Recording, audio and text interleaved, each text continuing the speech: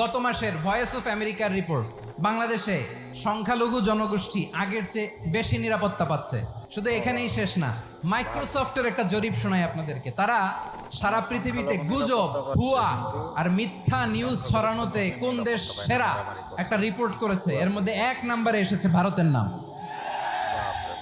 প্রতিবেশী দেশকে বলবো, আপনারা নিজের চরকায় তেল দেন, আপনারাও শান্তিতে থাকেন, আমাদেরকেও শান্তিতে থাকতে দেন।